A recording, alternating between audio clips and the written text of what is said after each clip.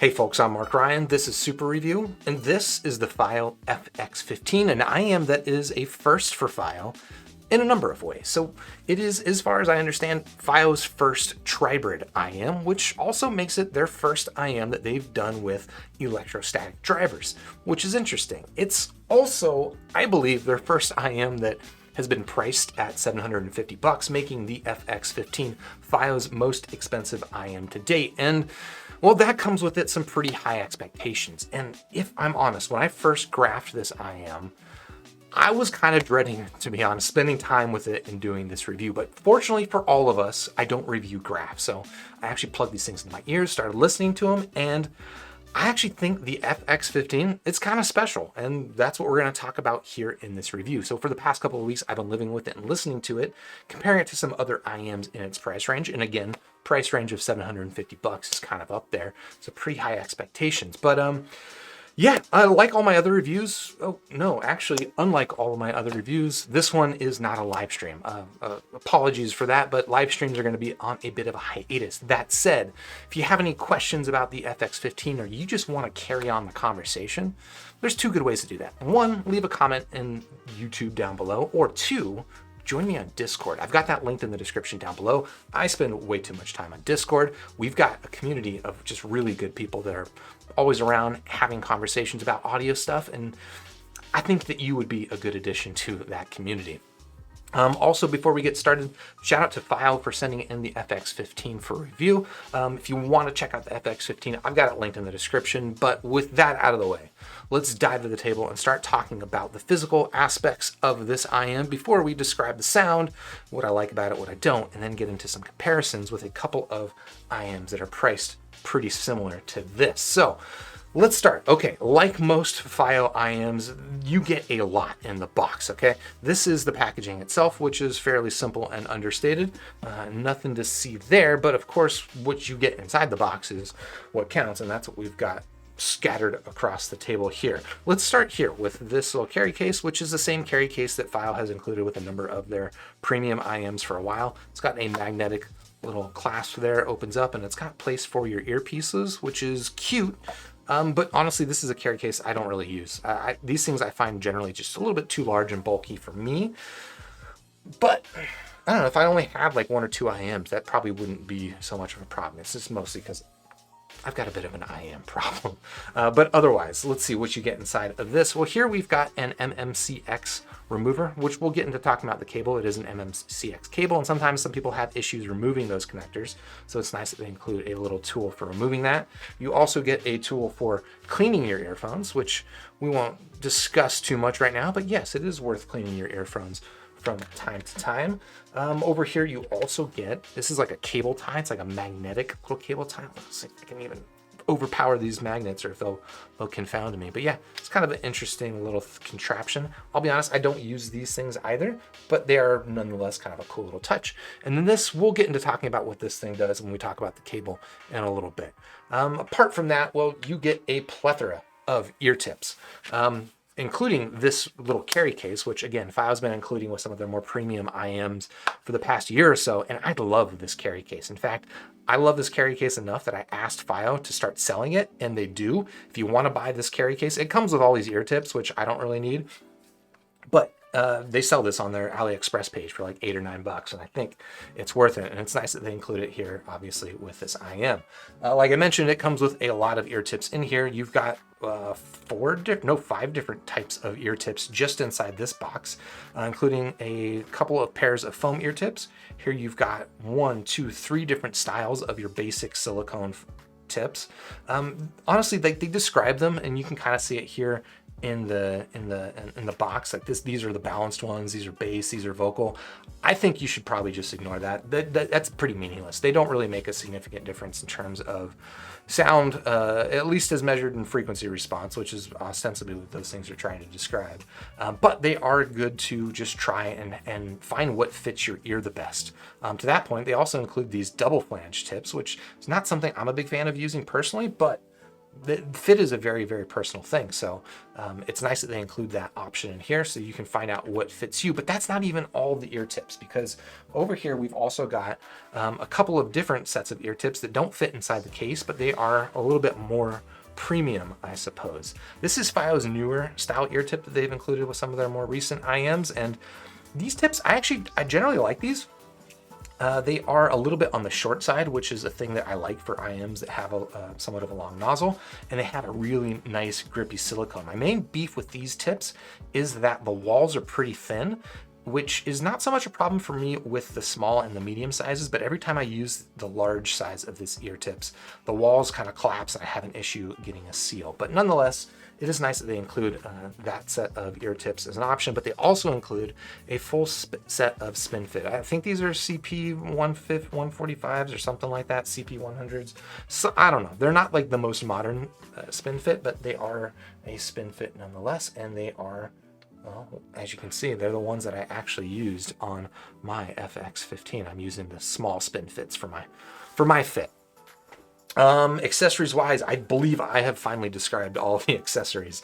So let's get into talking about the IM build quality itself, and we'll start with this cable. And like a lot of Fiio cables, it's like both really nice and impressive, but also a little bit much. Like it's a little bit stiff.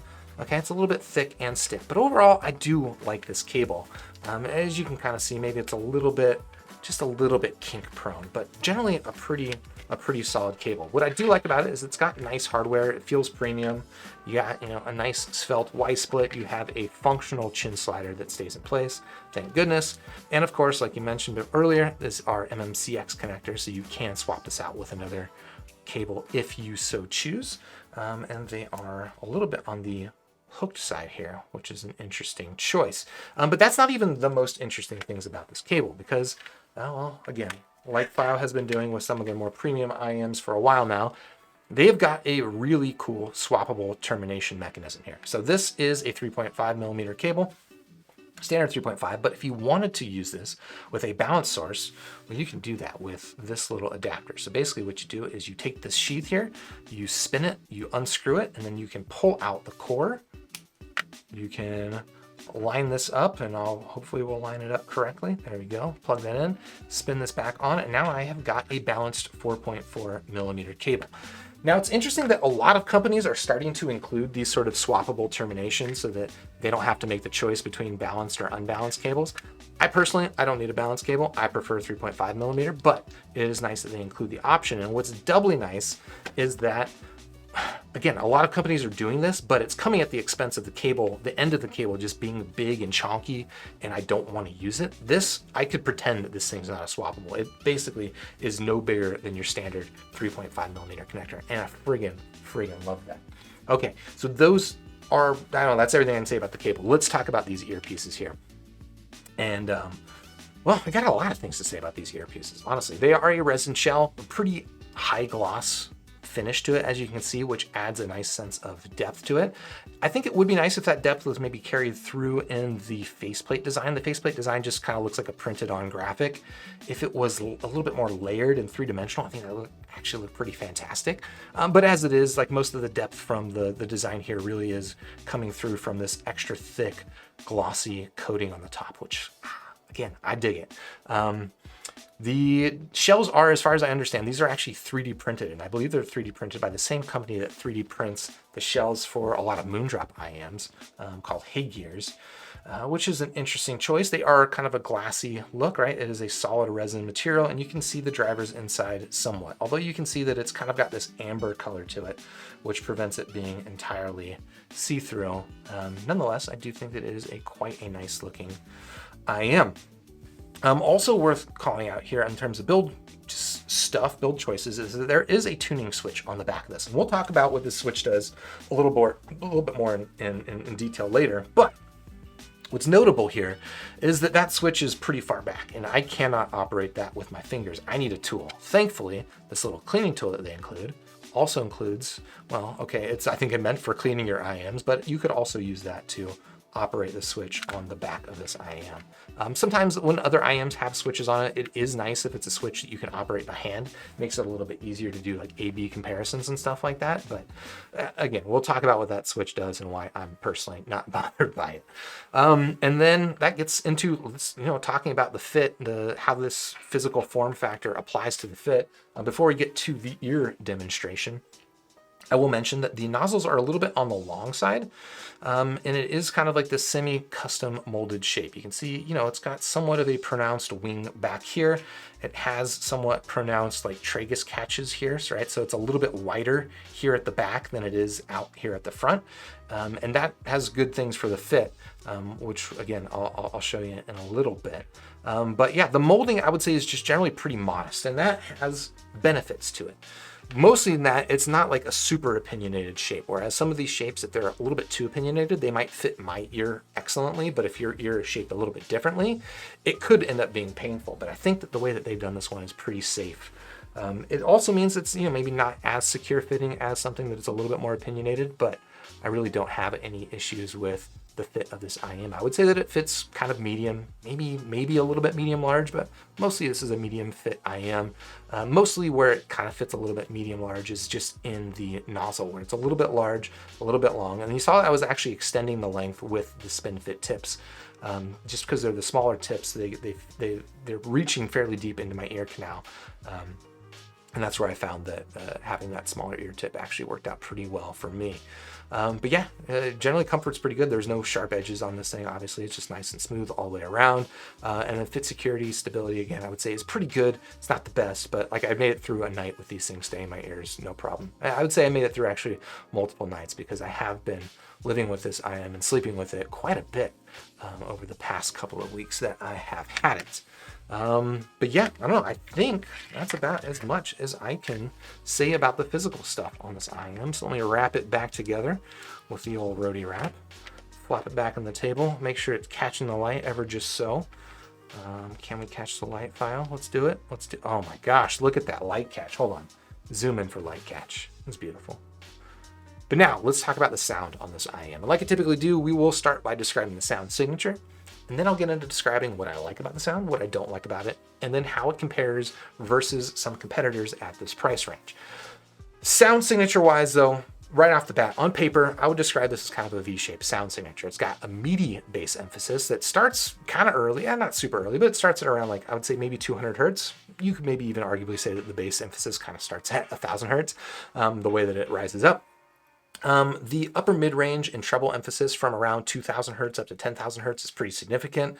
And what is pretty notable about this is that the mid-range is, you could describe as scooped in kind of the beginning of the pinna region, right? Where typically a lot of IEMs will have emphasis to kind of make up for the fact that the IEM is bypassing your ear, and your ear kind of has like this horn effect on like frequencies between 1000 to 4000 hertz. We don't have to get into that specifics, but nevertheless, as you graph this thing, it's very clear that this thing graphs with a little bit of a recess in the vocal region. Listening impressions, well, okay, let's just say that description right there is really what I see in the frequency response graph, and what I was a little bit afraid of when I first graphed this thing, if I'm honest. But listening impressions, they do tell a little bit of a different story, thankfully for me. Definitely though, there is still a nice meaty bass presence here. It is, fairly well isolated though. Vocals, interestingly enough, I would say they just kind of sound neutral. They didn't really sound particularly recessed. There's also no particular treble emphasis in listening. I wouldn't describe this as like a bright IEM, maybe a little bit on the sparkling side, which just means that there's a little bit of emphasis up top, but it is not like a bright, fatiguing, sharp sound signature at all. It is just well extended, but I would say modestly, and especially that is the listening experience in the ear. And apart from the sturdy bass presence that I talked about, the sound is, you can maybe even describe it as like kind of fairly neutral and a little bit on the relaxed side. That tuning switch I described, however, it is a hardcore gimmick, okay? Do not buy this IEM because it has a tuning switch, because it will just make the IEM sound worse, in my opinion. Basically, what it seems like the switch does is it turns off the electrostats in this IEM, and it nukes the upper treble, okay? I believe their intention was to highlight the electrostats. I'm like, here's what the benefit of adding electrostats to your IEM are. Because again, this is a first for Fiio to include ESTs in their IEMs. They wanted to like highlight it. That's my guess. And so they have the switch that lets you turn it off and turn it back on. You kind of like be wowed. It's like, oh wow, it sounds good now. You could get that same effect turning off a balanced armature or a dynamic driver, any other IM. You turn off some of the drivers that are responsible for part of the frequency response, it's gonna sound a lot better when you turn them back on. And that's definitely the case here. Just listen to this IM with the switch turned on. Don't worry about turning it off. Yeah, there you go. If anything, honestly, it does kind of highlight how narrow the range of the ESTs are. Like assuming this thing, again, I think it's got 4 ESTs in it. Assuming those 4 ESTs are all being turned off by this switch, the range that's being affected in the frequency response is surprisingly narrow. It's like 8,000 hertz and up. So anyway, that is the sound signature. What do I like about the sound here on the Fiio FX15? And against all odds, the tonal balance is honestly pretty pleasant on this set. It's, you know, a little bit on the relaxed side, a little easy sounding, but it still has a good sense of clarity. It's just got a really smooth treble performance as well that handles sibilants really, really well. It's never sharp or distracting. I mentioned I was using this a lot for sleeping. This is a really good IM for sleeping because of this laid back, relaxed sound. The air frequencies are, I would say, not especially emphasized, but there is just enough up there to add some sense of texturing up high. And just generally, it's also quite good with high frequency percussion. So when I'm describing things like, you know, hi-hats, drum brushes, ride cymbals, you know, all those like shimmery things, they sound really, really quite good here on the FX15. Again, I talk about timbre. Sometimes a lot of IMs, they'll just sound a little bit plasticky, a little bit stick-like, and not really like these living metal things. The FX15 does a really solid job of that. And then down low is where I really do think this IM stands out quite a bit, is the bass. It's a nice, sturdy bass. It is not overemphasized, I would say, in any way, but the attack has just a nice, sharp definition to it. Really good kick, and it digs quite deep. In some, it's just like a good sense of physicality to the bass here. If you're the type of bass head that values quality over quantity, I could potentially describe this as a bass head IM. If you're a bass head that just wants gobs and gobs of bass, well, there's a good amount of bass here, but it's not gonna like overwhelm the rest of the sound, because if it did, I probably wouldn't be a big fan of it. And then finally, what I like about the FX15 is actually the head stage. Like this presents wider than average. Even at this price range, it presents like a nice wide image. I would say it's better. It's definitely better than average, especially in terms of like the front to back depth. And I think a lot of that comes from that bass quality. But yeah, it's just, it's one of those things. It's like this laid back kind of enveloping, warm, but also still clear sound that I really dig about the FX15. Now, that said, there are some things that I don't love about the sound on this IM. For starters, like frequency response wise, and even to the ear tuning wise, this is not my ideal sound signature. I typically prefer something that is more vocal focused. My preferred sound signature is kind of gives that really strong sense of transparency to vocals, and this doesn't really do that. It does do, I would say, a good job with vocal texturing, and I would contribute, or yeah, I would credit. That's the word. I would credit the upper treble for contributing that. But yeah, and the other things, I would say that despite this having again, like a better than average head stage, especially with that front to back depth, the space between instruments is a little bit on the lackluster side, right? And I would contribute, or I'd say that comes from probably the laid back, warm sound signature. Definition is just generally pretty good, but image distinction is kind of so-so, right? So we're talking about that separation and where these things are in 3D space. It still feels wide and clean, but at the same time, not so like clearly delineated. And I think that's kind of a sign that the low end of this IM is what is responsible for a lot of that width to the stereo image. So those are, I think, all my thoughts here on the Fiio FX15. But like I promised, we're going to talk about how this thing compares to a couple of other IMs in and around this $700 price range. Let me pull all these accessories away. This is a lot of accessories. But yeah, let me put these things all away and then pull in a couple of other IMs so that we can talk about comparisons. And let me also roadie wrap the FX15 back together. And yeah, this is a fairly expensive table at the moment, but honestly, I really do think that this around $700 price range is where IMs start to get pretty fantastic. You can spend a lot more on IMs if you want, and there are some really good stuff out there, but I do feel like around $700 is where you could stop and be perfectly happy. All right, so what we have here on the table, of course, we've got the Fiio FX15, and of course, we got to catch the light, my guy. The Fiio FX15, $750. It is a tribrid with a single dynamic driver, just one balanced armature, actually, interestingly enough, and 4 ESTs. Pretty unique driver configuration. Here we've got the Sennheiser IE 600, which prices initially $700. They marked it up to $800, but it's frequently on sale for $500. So I'm gonna say $700 still. This is a single dynamic driver IM, and then over here we've got Moondrop's S8. I was going to initially do this comparison with the 7th Acoustic Supernova, but my Supernova is out on loan, and well, this is actually a pretty good analog for it anyway. So this is a $700 8 balanced armature IM, and it's a little bit old at this point, but honestly, I was just listening to it last night. Still pretty damn good. All right, so how do they compare in terms of sound signature? And interestingly enough, these three are all very, very different from each other.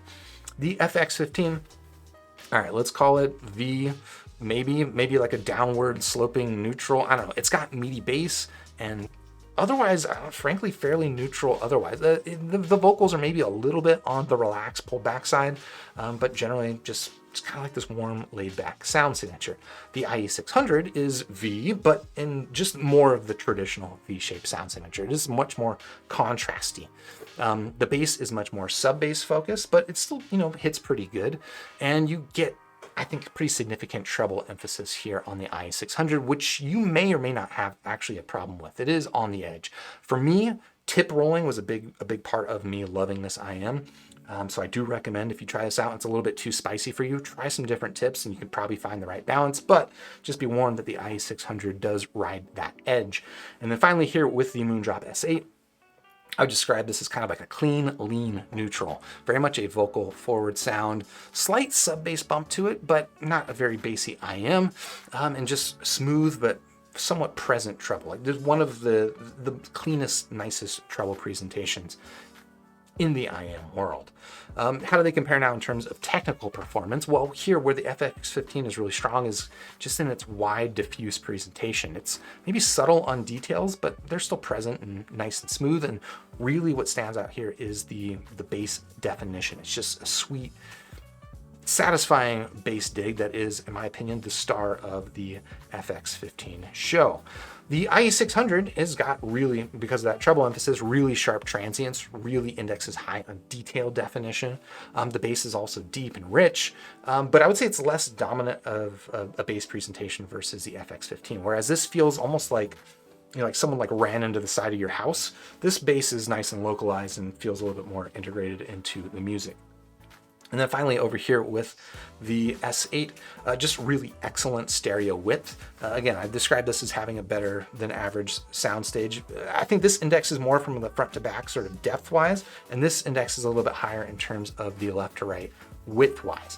It does also have, I would say, pretty tight bass, but the bass can be a little bit unsatisfying on the S8. Largely because it is all balanced armatures and it's not the absolute best balanced armature bass. But really what you want the S8 for is for its outstanding mid-range transparency, really high resolution, and just an IM that will highlight vocals if that's what you're into. Now in terms of form factor, let's zoom in on these things. The FX15, like we just got done talking about, a very high gloss 3D print makes them, I think, kind of jewel-like. I really do dig the look on it, even though I don't hate the pattern behind there. I just wish it was a little bit extra, but yeah, really quite nice looking IM. It fits, I would say, medium long, medium large, medium long, semi-custom shape with pretty decent stability. I'm generally pretty happy with it. And of course you get Fiio's beefy cable with excellent terminations. Here with the IE600, also a 3D print, but this is a 3D print with a metal, which is pretty unique. I actually really love the look on this. It's like got this unique matte with like a 3D printed zinc or something. I don't even know. But I dig it. It's got, they feel a little bit weighty, but really stands out about the build on this IM is just how stinking small it is, okay? These are like the smallest IMs I think I've got, which means that they fit really, really easy and great for sleeping. I mean, I can sleep in any IM, but these are an IM that will really just kind of disappear into your ear, and I dig that. And then finally here, the Moondrop S8. I would say this is my personal favorite IM form factor of all time. A lot of it comes down to the aesthetic on this, which is just this clear resin, glass-like, as you can see all the drivers inside, and I love the way that it bends the light, just beautiful. The outer panel on here is simple, but really just kind of gives way to the clear aesthetic of the IM, which again, I dig a lot. But on top of just looking beautiful, it also fits amazing for my ear. You can see that it is somewhat of an opinionated semi-custom shapes, right? So it is narrow here on the outside than it is on the inside, which means you've got like these little anti-tragus catch, as well as a little bit of a hook here for the back of the concha. But yeah, just generally one of the most stable and best fitting IMs that I've got. And also happens to be, I think, my favorite IM to look at. But I think, let me check my notes, this is all that I want to say about these comparisons. So let's go to the table, not the table, let's go to my face, talk about the conclusion of this review. So like I mentioned, high expectations for an IM at this price range. A lot of firsts for Fiio, which can go both ways. Like the first time a company tries something can go bad, but I think Fiio actually did a pretty good job here. This is an IM that I mentioned is special, right? The bass presentation on this thing is fantastic, and it's got this laid back, not like overly warm sound, but just like this laid back, relaxed sound that has enough definition in the upper treble. Thank you, ESTs, I suppose, that I really do find this a pretty addicting IM to listen to. And out of 5 stars, I'm gonna give it a very solid 4. And if you wanna check out the FX15, of course, I've got it linked in the description down below. While you're down there, if you found this video helpful, you like these kinds of comparisons, please hit the like button, subscribe to the channel, ding the YouTube bell, and I'll catch you on the next super review, unless, okay, we're not gonna do the live stream thing again, but if you have any questions about these IMs, you wanna continue the conversation, like I mentioned, join me on Discord. I've got that linked in the description down below. We've got a great community of people. If you're an a-hole, just stay home. You don't need to join, but if you wanna hang out with some pretty cool people, talk about audio stuff, I recommend joining us all on Discord. And with that out of the way, I'll catch you on the next super review. Have a good week.